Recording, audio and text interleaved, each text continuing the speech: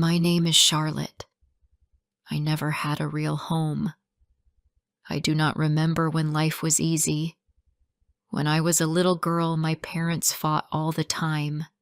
They shouted every night. Sometimes my mother left. Sometimes my father left. But they always came back to fight again. I used to sit in a corner and cover my ears. I did not know why they were so angry. One day, when I was 8 years old, my mother left and never returned. My father said she did not love us, but I think she was tired and sad. She never said goodbye. After she left, my father became different. He drank every day. He forgot to cook. He forgot to buy food. He stopped going to work.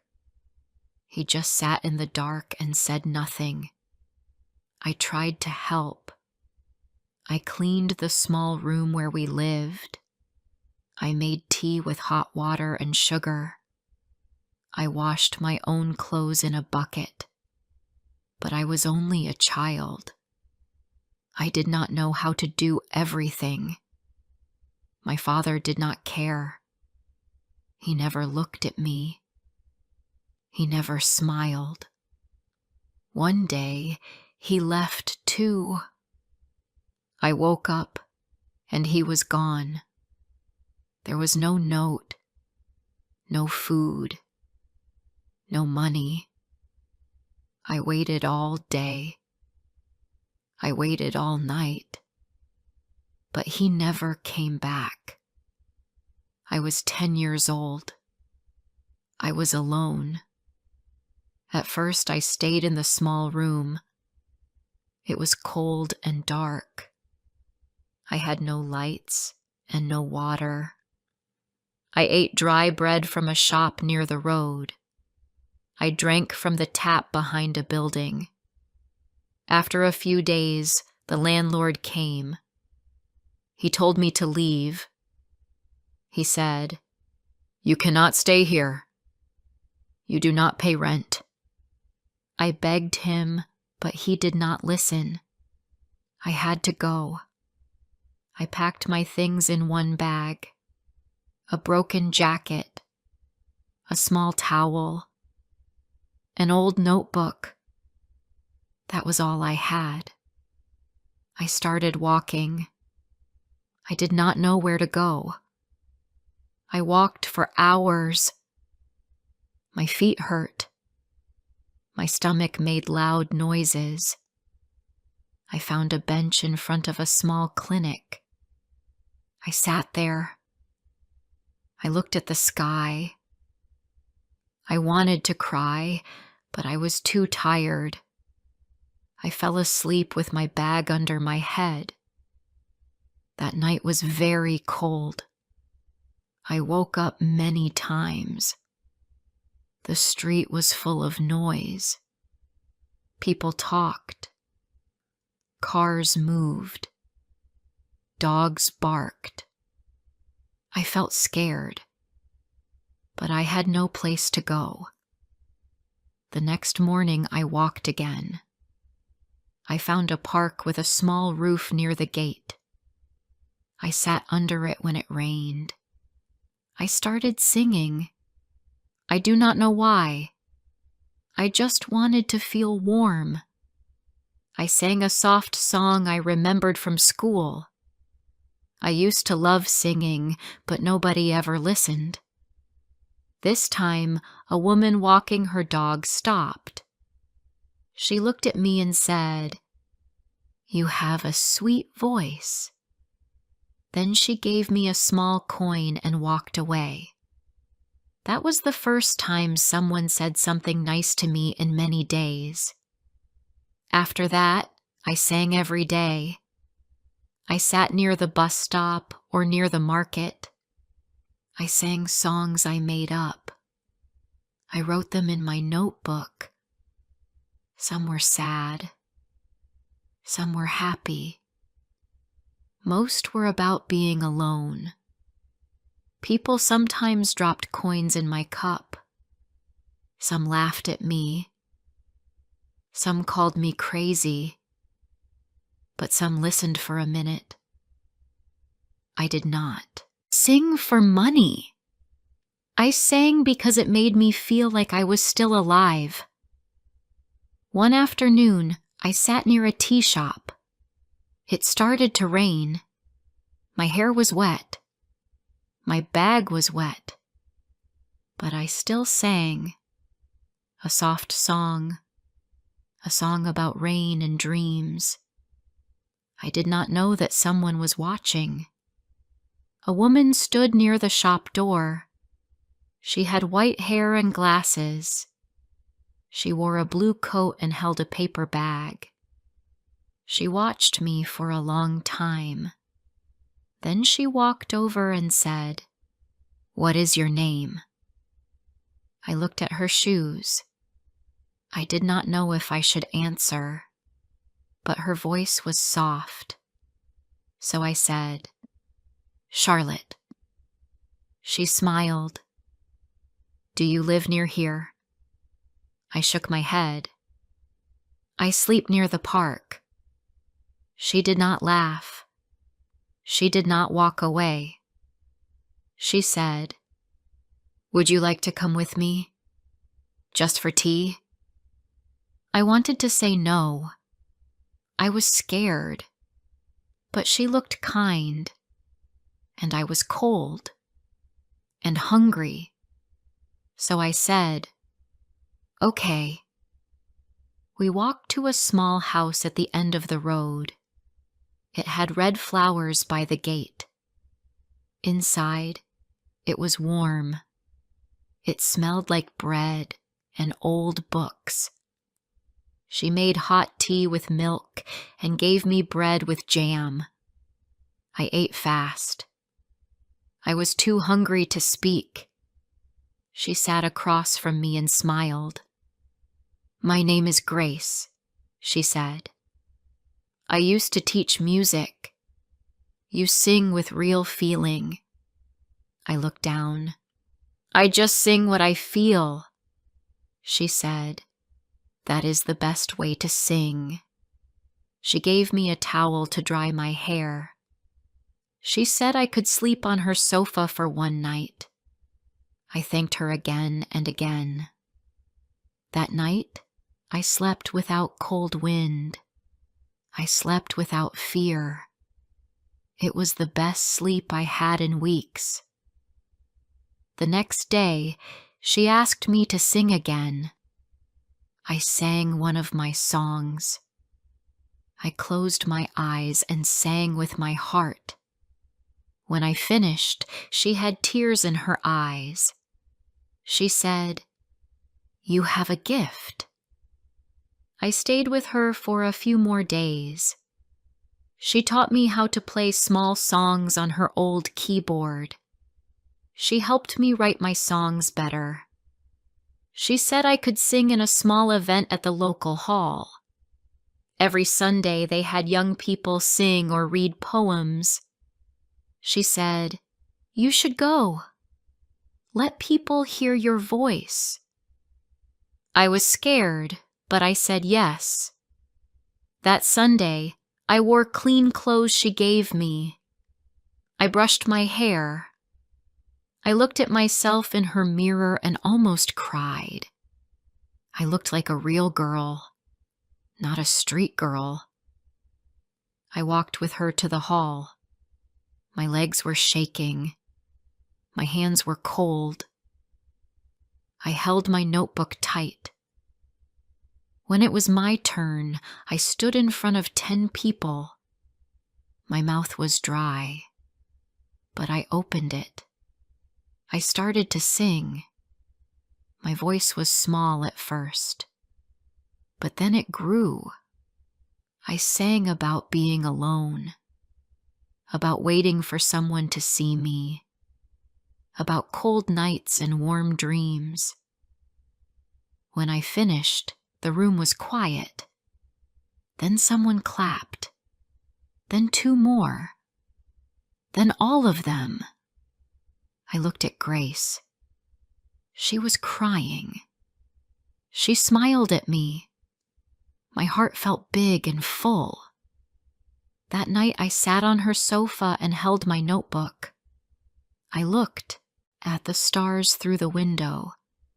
I whispered, "Thank you." Not to anyone, just to the world. For the first time, I felt like I was not invisible.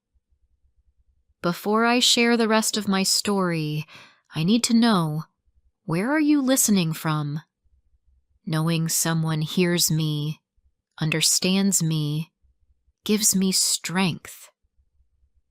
The next few weeks were the best days of my life. Every morning, I helped Grace clean her small house. I washed the dishes. I folded clothes. I swept the floor. After lunch, we sat together and wrote songs. She played music on the keyboard, and I sang. I felt happy and safe. I had never felt like that before. One day, Grace said, "There is a small radio station in our town. They play songs from local people. Maybe they can play one of your songs." I was shocked. I never thought something like that could happen to me. I looked at her and said, "Do you think they will listen?" She smiled and said, "Yes. You just need to try." She called the station and spoke to a man named Mr. Clark. She told him about me. He said I could visit the station next Tuesday and sing one song. I was nervous, but I said yes. Grace helped me choose the song. It was called "The Rain Still Knows My Name." It was about sleeping outside in the cold. It was about hope, even when everything feels broken. The night before the visit, I could not sleep. I walked up and down in the living room. I held my notebook close to my chest. I thought about the park, the tea shop, and the wet roads. I remembered the nights I cried into my old jacket. Now, I was going to sing in a real room, into a real microphone. It did not feel real. The next morning, I wore a blue dress Grace gave me. I brushed my hair. I put my notebook in my bag. She walked with me to the small radio building. It was yellow and old. There were pictures of singers on the wall. I sat in the waiting room with my hands in my lap. I could hear voices through the door. The clock ticked slowly. After some time, a man with glasses called my name. "Charlotte?" I stood up. My legs felt heavy. I followed him into a small room. There was a table, 2 chairs, and a big microphone. Mr. Clark sat across from me. He smiled and said, "Don't be scared. Just sing like you always do." I nodded. I closed my eyes. I took a deep breath. I sang my song slowly. I did not look at anyone. I just sang with my whole heart. When I finished, the room was very quiet. Then Mr. Clark said, "That was beautiful. Thank you, Charlotte. We will play your song tonight on the radio." I covered my mouth. I almost cried. He said I could come back again one day. I thanked him again and again. That night, Grace and I sat by the radio. We held hands as the show started. After a few minutes, Mr. Clark said, "This song is from a young girl named Charlotte. Please listen to her voice. Then my song played. I could not believe it. My voice was on the radio. I felt like I was dreaming. After the song ended, Grace hugged me.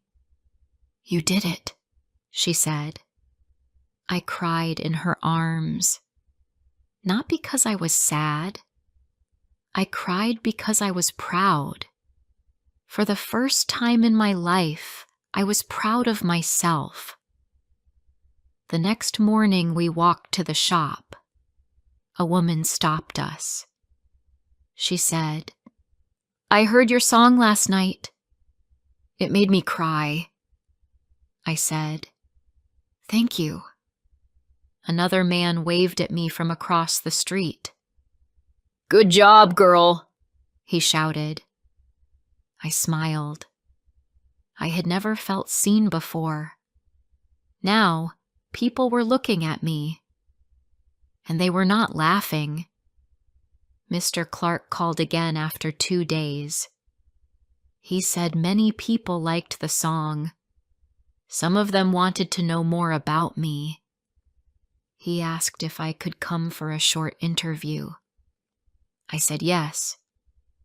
Grace helped me prepare. She told me, "Just speak from your heart." I went to the radio station again. I sat in front of the microphone. Mr. Clark asked me simple questions. He asked where I was from. He asked why I sang. I told him the truth. I told him about the nights I had no home. I told him how singing helped me stay strong. I said, "I sing because it keeps me warm inside." After the interview, many people started calling the radio. Some said I reminded them of their daughters. Some said they were proud of me. One man said, "She has a voice full of pain and hope. I hope she never stops singing." I listened to the calls with tears in my eyes. I never knew people could care about someone like me. A week later, something happened that changed everything. A woman named Helen came to Grace's house. She was from a community center. She heard my song on the radio. She wanted me to join a music group for young people. The group sang together and performed in events. Helen said, "You don't need money. You just need to show up and sing."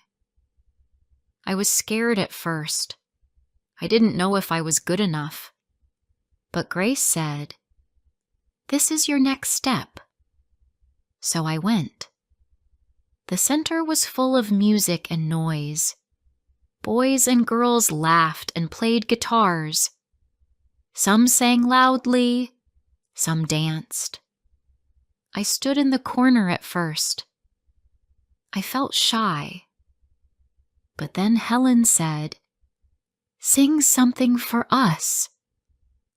I closed my eyes and sang a short song. The room became quiet. When I finished, everyone clapped. One girl came to me and said, "You have magic in your voice." From that day, I went to the center every afternoon. I made friends. I learned new songs. I sang in front of more people. At first, I felt nervous, but slowly, I grew strong. The center felt like a second home. One Friday, we had a small concert in the town square. I wore a white dress. I stood on the stage with a microphone. The lights were bright. My hands were shaking. But when I sang, the world felt quiet. I saw faces smiling. I saw people wiping their eyes. After the song, many people came to speak to me. One woman said, "You are brave. Your voice is a light." A man said, "You gave me hope today." That night, I sat with Grace in her kitchen. She made hot soup. I looked at her and said, "Thank you for seeing me. No one saw me before you." She held my hand and said, "You were always there, Charlotte. You just needed someone to believe in you." I went to sleep smiling. My life was still hard, but I had a voice. I had hope. And I had one person who believed in me. I was 16 when everything started to change. I had no parents. I had no money. But I had my voice. I had Grace. And I had hope. At the community center, we sang songs every week. We sang for children. We sang for old people. We sang at small events. People always smiled. They clapped. They thanked us. I felt proud each time I sang. One day, Helen called me to her office. She looked happy. She said, "Charlotte, a music teacher from the city heard your voice. She wants to meet you." I was surprised. I asked, "Why?" Helen said, "She wants to help you grow. She teaches music to poor children. She thinks you have something special." I looked at Grace that evening. She smiled and said, "You should go. This is your dream." I felt scared. I had never been to the city. But I said, "Okay." The next week, I took the early bus. Grace gave me warm bread and a small bag. She said, "Don't forget who you are." I hugged her for a long time. Then I got on the bus. The city was big and loud. Cars moved fast. People walked with phones and bags. I felt small again. I held my notebook close to my chest. The center was near a tall building. I walked inside. A woman smiled at me. "Are you Charlotte?" she asked. I nodded. Her name was Miss Bennett. She had short hair and soft eyes. She gave me tea. She asked me to sing. I stood up. My hands were cold, but I sang a small song about home. When I finished, she said, "Thank you. Your voice is full of truth. I want you to join our music class." I stayed in the city for a week. The center had a small room for girls like me. I shared a bed with another girl named Lily. She was quiet but kind. Every day we learned songs. We learned how to use our voices better. I also learned how to speak to a big group. I was not afraid anymore. One evening, a guest came to the center. She was from a music program on TV. She wanted to find new young singers. She listened to many children. Then she called my name. She asked me to sing the same song from the radio. I said yes. I sang with my eyes closed. I remembered the rain, the tea shop, and Grace's warm kitchen. After I finished, the room was still. The woman came close to me and said, "Would you like to sing on TV?" I could not speak. I looked at Helen. I looked at Miss Bennett. They were both smiling. I whispered, "Yes." The show was called New Voices. It was not a big show, but it was real. There were cameras and lights. I wore a clean blue dress. I held my notebook tight. I sat on a small chair. When they called my name, I walked slowly to the stage. My heart beat fast. My legs felt weak. But I remembered Grace's words. Just sing with your heart. I sang a new song. It was called Someone Saw Me. I wrote it for Grace. I wrote it for Helen. I wrote it for anyone who was ever alone. When I finished, the host said, "Thank you, Charlotte." That was beautiful. I walked off the stage with tears in my eyes. After the show, something strange happened. People started calling the center. Some asked about my songs. Some wanted to help. A woman from a music school said, "We want to give her a scholarship." That night, I called Grace from the center's office. I said, "They want me to go to music school." She laughed and cried at the same time. She said, "I told you, little bird, you were born to sing." The next month, I moved to the music school. I lived in a small room with Lily. We studied every day. We learned about songs, sounds, and stories. My life was not easy. I missed Grace. I missed her tea. I missed our slow evenings. But I knew this was my path. After 1 year, we had a big concert. It was in a large hall. My teachers chose me to sing the final song.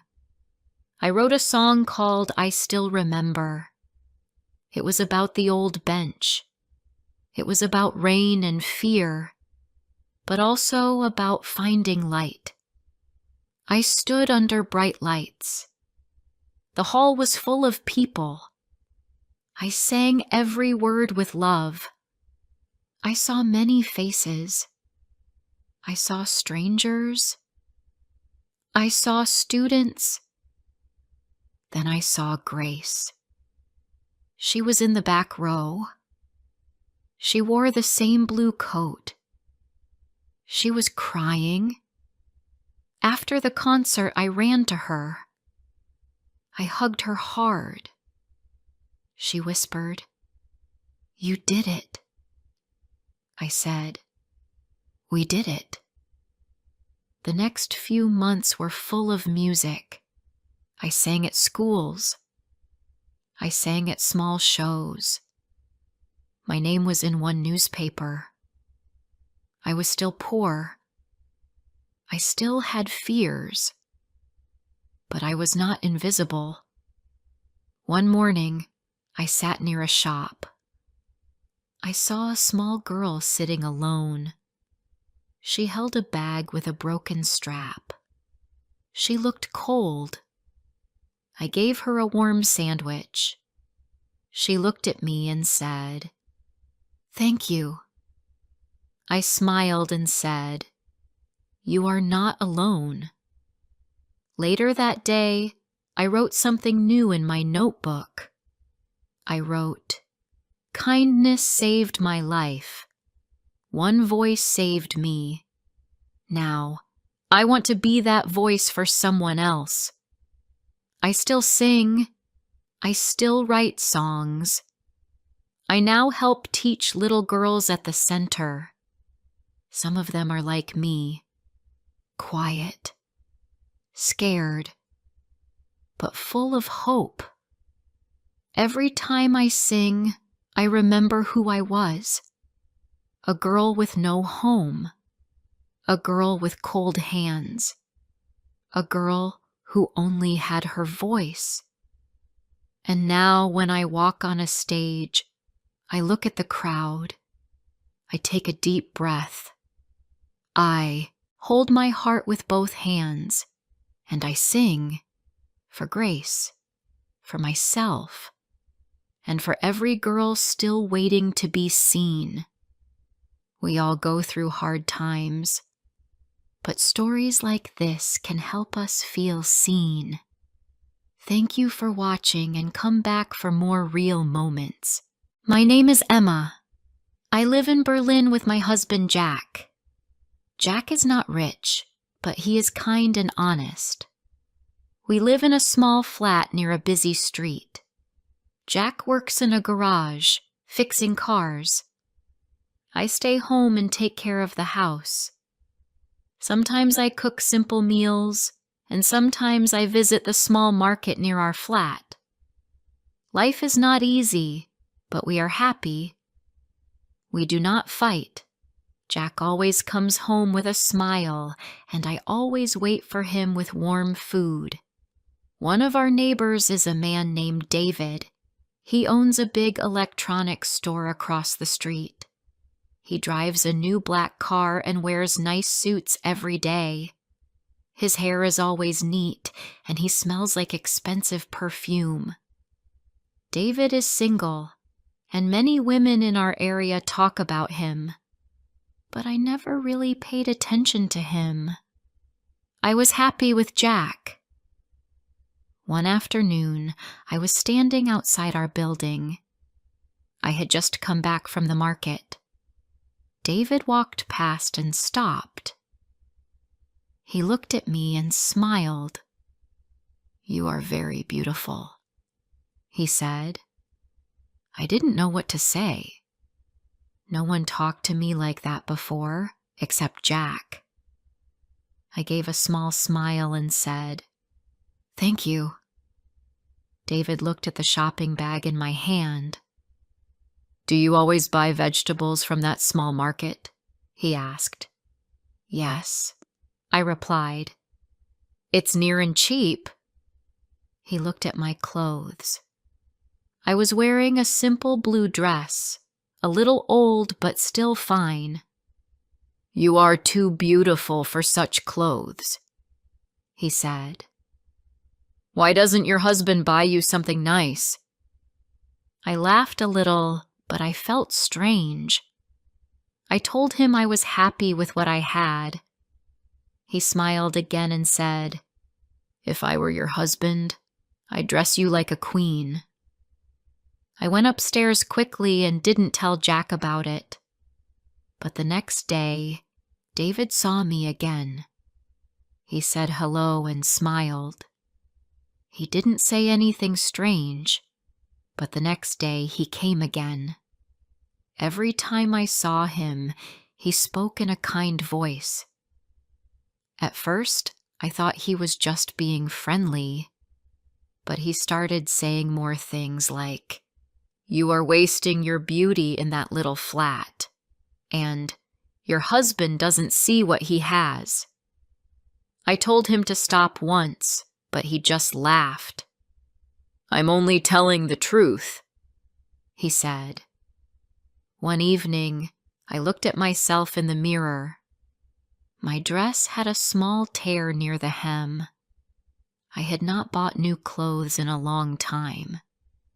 Jack always said I looked perfect, even in old clothes. But now, I began to wonder, why didn't Jack buy me something new?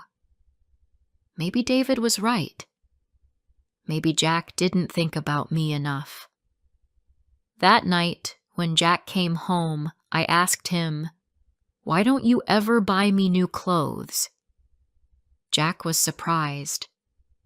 "You always said you don't care about clothes," he said. "You always told me love is more important." I looked down. "Yes, but it's been years. I want to feel special." Jack looked at me with sad eyes. "You are special to me every day. But if new clothes will make you happy, I will buy you something." The next day, Jack didn't go to work.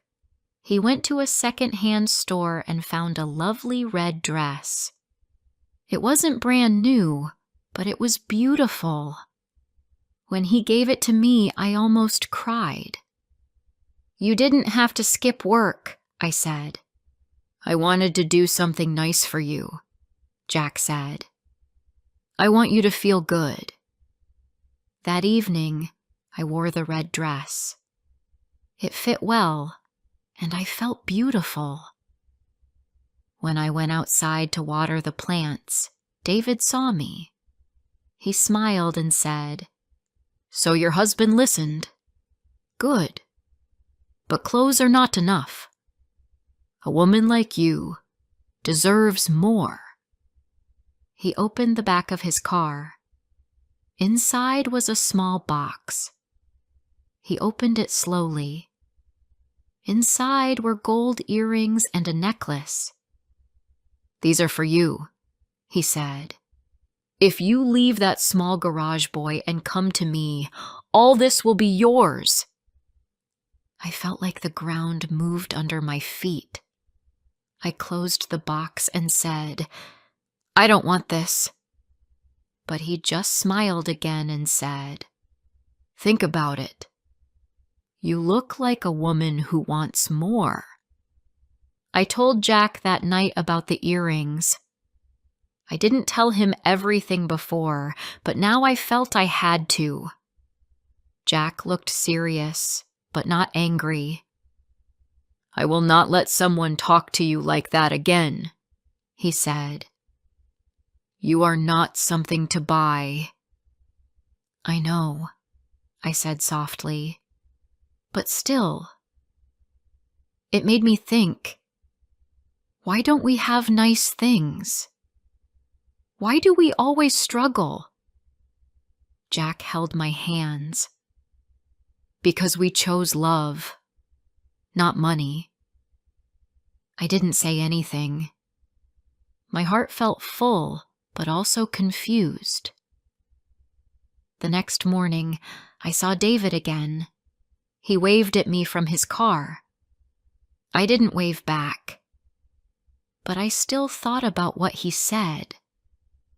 I knew I loved Jack, but a small part of me still wondered what life would be like with more things, more comfort. That night, when Jack came home, he had a small box in his hand. "I used some of our savings," he said. "I got you something." I opened the box. Inside was a thin gold chain and a pair of small gold earrings. Not as shiny as David's, but they were beautiful. "I don't want you to feel less," Jack said. "Not when you are more to me than anything." I hugged him tightly. I didn't care where the gold came from. I just felt loved. But David didn't stop. The next day, he said something new. "Gold is just the beginning. I can give you a better life. And more than that, I can do something your husband never can." "What do you mean?" I asked. "Magic," he said. "I can make miracles. I can change your life." I laughed, but he was serious. "Your husband gave you clothes and a chain. But love, true love, can do miracles. Can your husband do that?" That evening, I sat in silence. Jack noticed. "Are you okay?" he asked. I nodded, but I was not okay. I was beginning to wonder something dangerous. Was love enough? Before I share the rest of my story, I need to know, where are you listening from? Knowing someone hears me, understands me, gives me strength. The next morning, I stood by the window and watched Jack walk down the street toward the garage. He didn't see me looking, but I watched him until he disappeared behind the row of shops. He had left early again, even before sunrise. It was his day off, but he wanted to work extra hours. I knew he did it for me, and that made my chest feel heavy. I turned from the window and looked around our small flat. The kitchen tiles were chipped, the table was old, and the curtains were faded. I had never cared about these things before. I used to feel lucky just to share this space with someone who loved me. But something inside me had changed, and I didn't like it. I couldn't stop thinking about David's words, about what he had said with such ease, as if it were nothing to offer a new apartment, shiny gold, and a better life. That afternoon, David was waiting near the building again. I saw him leaning against his car as I returned from the shop. He waved and walked over before I could say anything. I told myself I should keep walking, but I didn't. "You look tired," he said, pretending to sound kind. "Still no miracle." "I told you not to come again," I said, my voice quiet. He smiled in a way that made me feel small. "I'm not here to make trouble. I just want you to see the truth. A woman like you should not live in a place like this." I didn't reply. I just wanted him to stop talking, but he didn't. "Come with me," he said, "even just to see. You don't have to decide today." I shook my head. "No. I'm married. I won't go anywhere with you." "You're married, yes," he said, looking straight at me. "But are you happy?" I didn't answer. I went inside and closed the door. I stood behind it for a long moment, listening to the sound of his car engine as he finally drove away. That evening, Jack came home later than usual. His hands were dirty, and he had dark circles under his eyes. He placed a small bag on the table. Inside was a simple gold chain and 2 small earrings. They weren't from a fancy store. They didn't shine like David's gold. But I stared at them for a long time. "I used some of our savings," Jack said. "I wanted you to have something nice. I know you've been feeling low." I didn't know what to say. I felt ashamed. I touched the chain gently and looked at him. "Thank you," I whispered. "I wish I could give you more," he said. "But this is what I could manage right now." I wanted to hug him, to tell him I didn't need anything else. But I didn't. I was confused. My heart felt pulled in 2 directions, and I hated that I had let it get this far. The next day, I didn't leave the flat. I cleaned, I cooked, and I tried to forget David's face. But in the afternoon, he came again. This time he didn't speak right away. He just stood in the doorway and held up a small velvet box. "I know your husband bought you something," he said. "But let me show you what real love looks like." He opened the box. Inside was a necklace made of thick gold and matching earrings. They looked heavy and expensive. I didn't say a word. I just looked at him. "I can give you comfort," he said. "Not just pretty things, but peace. A better home. A life without stress." I stared at the jewelry for a few seconds, then closed the box and handed it back. "Please leave," I said. "I'm not your enemy," David said, stepping back. "But if you ever want more, you know where to find me." He left. and I sat down on the couch, my hands shaking. I didn't know who I was anymore. I had always believed in love. I had always believed in Jack. But now I felt lost. That night, I didn't eat. Jack noticed, but he didn't say much. After dinner, I asked him something I had never asked before. "Do you think love is enough?" Jack looked surprised. He put down his cup and stared at me. "What do you mean?" he asked. "I mean, we work hard.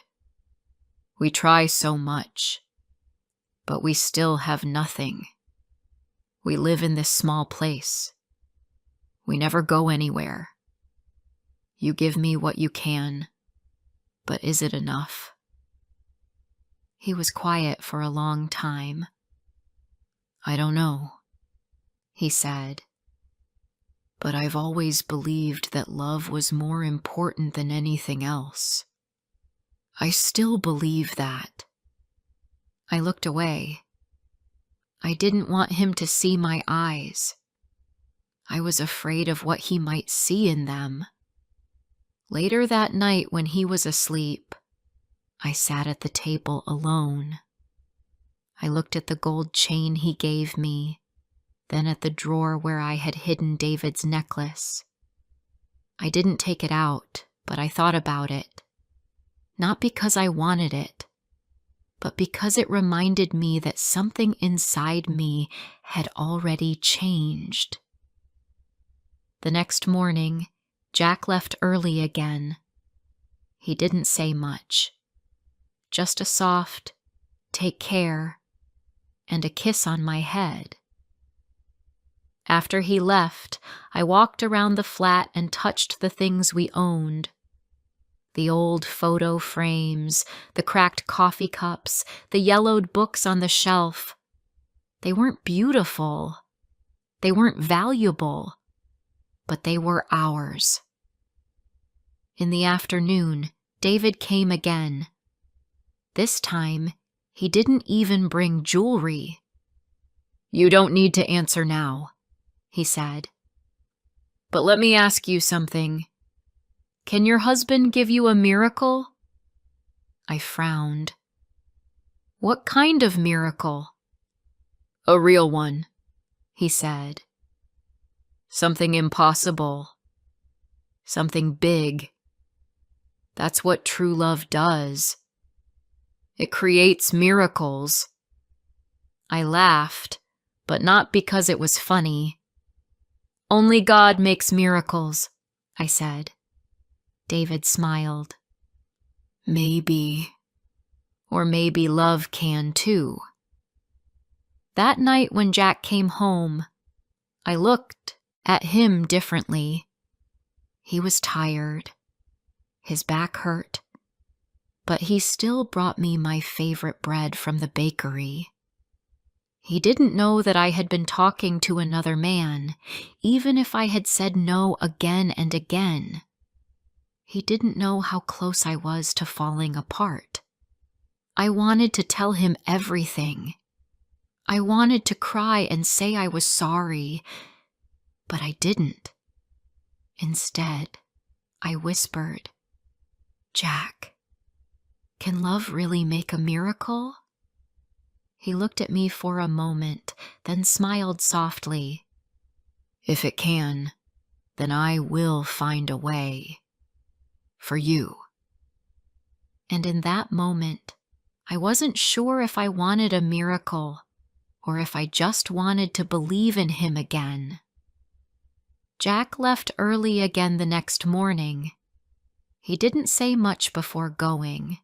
He just kissed my cheek, held my hand for a moment, and walked out the door.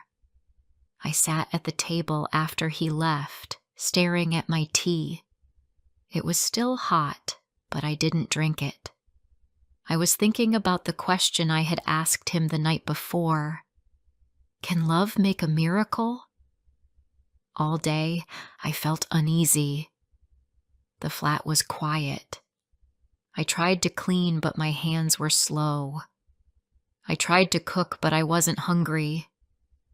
I thought about Jack, about David, about the small things and big questions. My heart was heavy, and I didn't know what I wanted anymore. In the afternoon, David came again. I didn't want to see him, but I opened the door. "This is the last time," I said. He smiled like he didn't believe me. "Has your husband made a miracle yet?"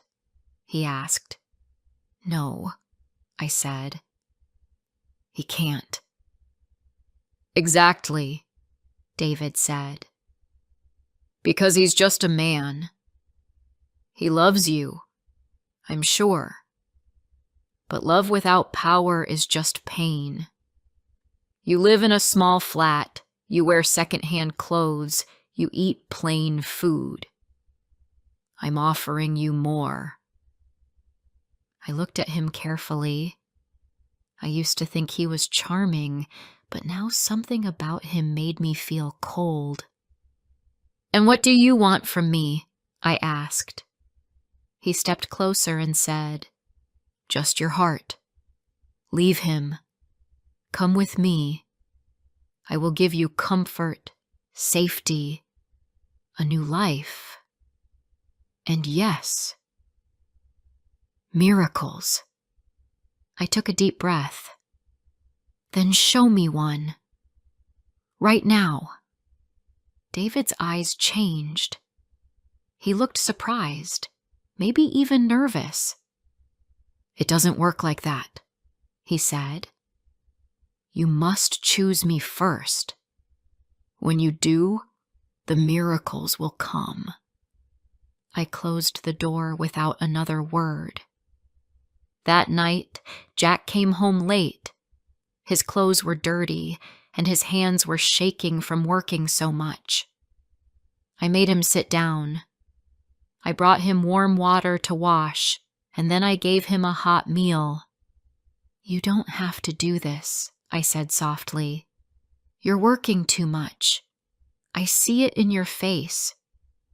He looked up at me. His eyes were tired but kind. "I do it because I love you," he said. "If I had more, I would give it to you. But for now, all I have is my time and my hands." I sat down beside him and held his arm. "I don't want gold," I said. "I don't want clothes. I just want peace again." "I know," he said, "and I'm trying." The next few days were quiet. David didn't come. Maybe he got tired of trying, or maybe he was waiting. I didn't care anymore. I only wanted Jack to be okay. He was losing sleep and skipping meals. He worked long hours at the garage, then helped his brother in the evenings. Sometimes I woke up at night and saw him sitting at the edge of the bed, just staring into the dark. One morning, Jack left without breakfast. I watched him from the window. He looked smaller somehow, like the weight of everything was starting to pull him down. I turned around and looked at our small flat. Then I looked at the drawer where I had hidden the necklace David gave me. I opened it and stared at the gold. I picked it up and walked outside. I didn't stop. I walked straight to David's shop. He wasn't at the door, but one of the workers called him. He came out with his usual smile. "I knew you would come," he said. I held up the necklace. "Take it back." His smile dropped. "I never wanted this," I said. "You didn't give it out of love. You gave it to own me." "You're making a mistake," David said. "No," I replied. I almost lost the only person who really loves me, but not anymore. I walked away and didn't look back. That night, I waited for Jack with warm food and a calm heart. When he came home, he looked surprised. "You're smiling," he said. "Yes," I answered. "I had to do something today, and now I feel better." We ate together in silence, but the silence felt peaceful this time. After dinner, I told him everything. I told him about the necklace, about David's visits, about the things he said. Jack didn't interrupt me. He just listened. When I finished, I said, "I'm sorry. I was lost." Jack held my hand. "Thank you for telling me. That means everything."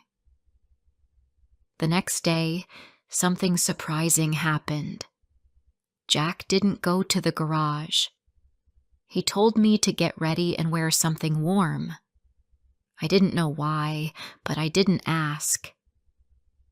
We walked together down the street, then onto a bus, and finally stopped at the edge of a park I had never seen before. There, under a tree, was a small wooden bench. On the bench was a red ribbon. Jack smiled at me.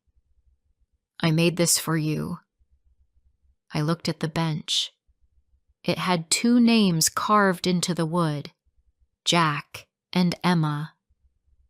My eyes filled with tears. "I know it's not a real miracle," he said, "but it's mine. I made it with my hands. It's the best I could do." I sat down on the bench and touched the carving. It was rough, not perfect, but it was real. "It's more than a miracle," I whispered. "It's love." We sat there for a long time. We didn't speak much. We didn't need to. In the weeks that followed, something inside me changed. I stopped wishing for more. I started seeing the small things again. Jack's tired smile, the sound of his keys when he came home, the way he always made sure I got the last piece of bread. David stopped coming. I heard later that he moved to another part of the city. Maybe he found someone else to impress. But I didn't think about him anymore. One evening, Jack asked me, "Do you still believe in miracles?" I looked at him and smiled. "I do," I said. And I married one. We all go through hard times, but stories like this can help us feel seen. Thank you for watching, and come back for more real moments.